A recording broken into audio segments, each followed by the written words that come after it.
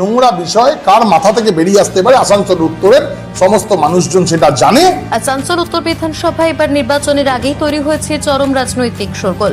একই নাম কৃষ্ণেন্দু নিয়ে 3 জন প্রার্থী ময়দানে নামায় এই কেন্দ্রে এখন রাজ্যের অন্যতম চর্চার বিষয় হয়ে উঠেছে। সোমবার মনোনয়ন জমা দেওয়ার শেষ দিনে চমকপ্রদ এই তথ্য সামনে আসে। দেখা যায় এই কেন্দ্রে প্রতিদ্বন্দ্বিতা করছেন কৃষ্ণেন্দু মুখোপাধ্যায়, কৃষ্ণেন্দু চ্যাটার্জি এবং কৃষ্ণেন্দু মুখার্জি।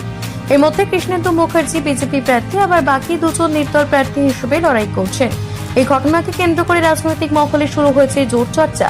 মঙ্গলবার বিজেপি প্রার্থী কৃষ্ণেন্দু মুখার্জি অভিযোগ করেন, ভোটারদের বিভ্রান্ত করতে পরিকল্পিতভাবে একই নামে প্রার্থীদের দাঁড় করানো হয়েছে। তার দাবি, বিজেপির বাড়তে থাকা জনপ্রিয়তা বিরোধীরাও আতঙ্কিত বলেই মনে এমন কৌশল নেওয়া হয়েছে। তবে নির্বাচনের নিয়ম অনুযায়ী সব কাগজপত্র ঠিক থাকলে একই নামে প্রার্থীদের প্রতিদ্বন্দ্বিতা করা বেআইনি নয়। রাজনৈতিক বিশ্লেষকদের মতে ভোট ভাগ করার জন্য অতীতেও এমন কৌশল দেখা গেছে। এখন দেখার বিষয় এই নাম সমস্যা ভোটের ফলাফলে কতটা প্রভাব ফেলে, তার উত্তর মিলবে আগামী 4 মে। আসানসোল থেকে নিজস্ব প্রতিনিধি রিপোর্ট, জিও ভারতী। আসানসোল উত্তর বিধানসভায় দেখা যাচ্ছে কি বিজেপি প্রার্থী যেই নাম কৃষ্ণেন্দু মুখোপাধ্যায়, ঠিক কৃষ্ণেন্দু নামে আরও 2 প্রার্থী নির্দল হিসেবে দাঁড়িয়েছে। তার অভিযোগ শাসক দল তাদেরকে দাঁড় করিয়েছে ভিন্ন ভিন্ন নামে তার ভোট কাটার জন্য।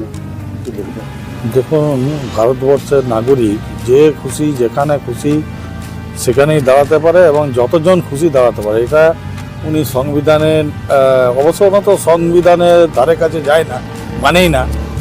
সংবিধানে যেভাবে দেখা আছে সেইভাবেই তো হবে। এবার 3 জন তাদের মনে হয়েছে যে না আমাদের বিধানসভায় দাঁড়ানো উচিত, সেই হিসাবে ওনারা দাঁড়িয়েছেন। মানুষ কাকে ভোট দিবে সে তো মানুষের ব্যাপার, মানুষের বিচার। মানে বিভ্রান্তি ছড়ানোর চেষ্টা করেছে শাসক দল। না বিভ্রান্তি কিচ্ছু নয়। ও কৃষ্ণেন্দু নামে যদি আরও 2-4 জন ভরতো তাহলে আমি স্বাগত জানাতাম এবং বলতাম যে ভারতবর্ষের নাগরিক সব জায়গায় বিভিন্ন নামে যাদের নাম আছে সব ভরতে পারে। ভারতীয় সংবিধানে যে কেউ নির্বাচনে প্রতিদ্বন্দ্বিতা করতে পারে, সেই হিসাবে যে কেউ করতে পারে।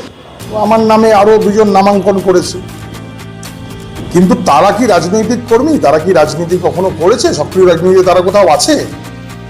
এটা একটা নোংরা ষড়যন্ত্র। এই ষড়যন্ত্র করেছে মানুষকে বিভ্রান্ত করার জন্য, আসানসোল উত্তরের সমস্ত ভোটারদেরকে বিভ্রান্ত করার জন্য এই জিনিস করা হয়েছে।